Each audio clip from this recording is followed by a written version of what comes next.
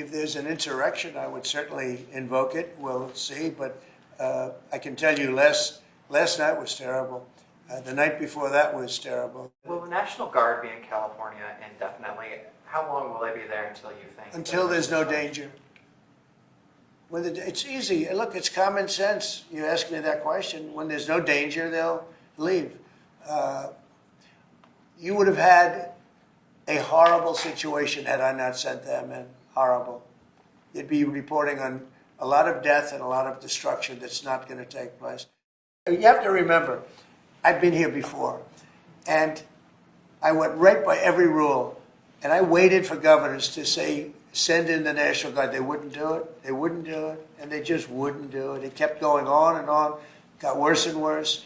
And in Minneapolis, that city was burning down 7 days, and I said, I don't care. The governor, who's a governor that just happened to be running for vice president, a total, you talk about an incompetent governor, he's an incompetent person.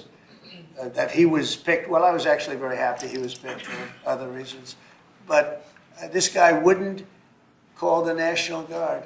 And we ultimately just sent in the National Guard. We stopped it. But that was after 7 days. And I said to myself, if that stuff happens again, we've got to make faster decisions because they don't want to do it. The radical left, it's usually radical left, and it's usually governors that are Democrat, and they don't want to call them in. They don't want to save lives. They don't want to save property. They don't want to call them in. I don't know what it is. We sent them in, not early, we sent them in late as far as I'm concerned. But big problems, as you know, 3 nights ago, big problems were ensuing. If we didn't send in the National Guard quickly, right now, Los Angeles would be burning to the ground.